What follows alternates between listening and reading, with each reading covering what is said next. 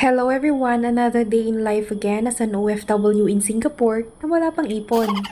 So, for today's video, samahan nyo na naman ako sa ating liniserye.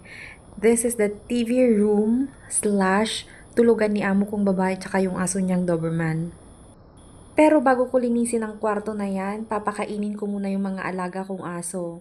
Ito yung Great Dane, 8 years old.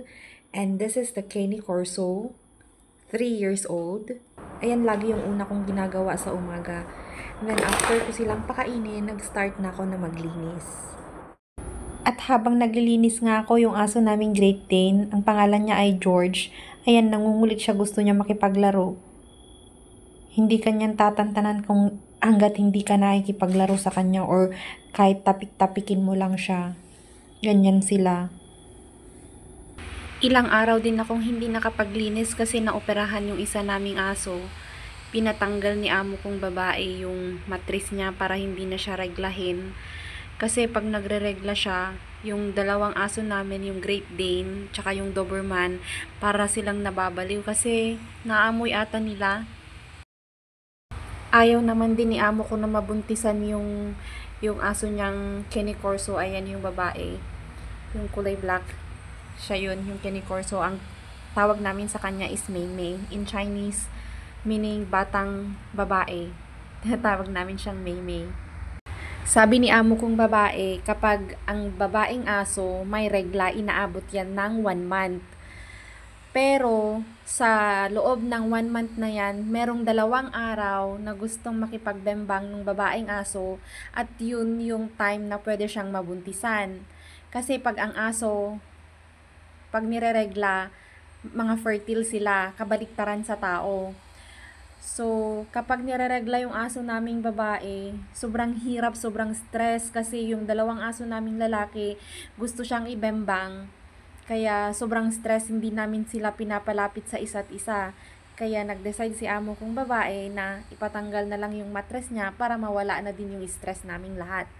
Ang reason ni amo ko kung bakit ayaw niyang mabuntisan yung aso niya is meron kasing leg problem yung aso naming babae. Namana lang din niya sa nanay niya.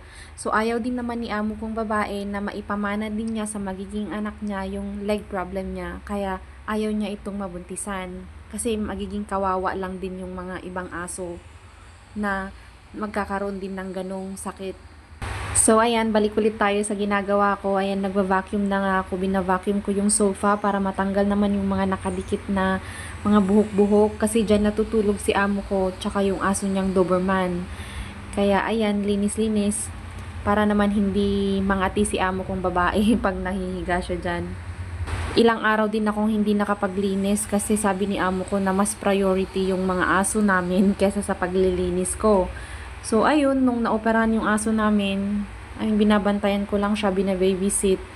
Kaya hindi ako nakapaglinis masyado.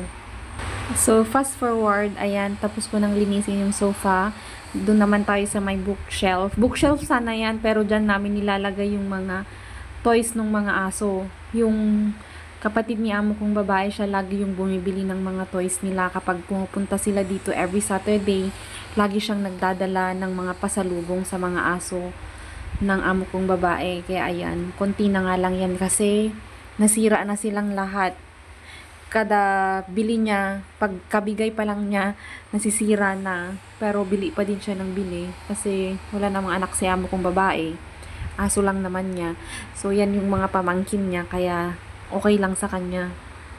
So, next na tayo mag-vacuum. Ayan. Minumove ko din yung sofa pag nililinisan ko kasi madaming buhok doon sa ilalim. Kaya pag hindi ko siya minove, hindi siya abot nung vacuum namin. Ang kwarto na to dapat linisang mabuti kasi dito natutulog si amo ko at saka yung aso niyang Doberman. Yung aso niya kasi meron siyang dust allergy, kaya naman dapat bina-vacuum din pati yung sofa. Pagkatapos, ayan, ibabalik din. After kong ma-vacuum lahat, ayan, tapos na, malinis na ulit.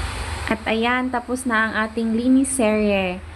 Sa susunod naman guys, samahan nyo ulit akong linisin ang living room at yung dining area nila.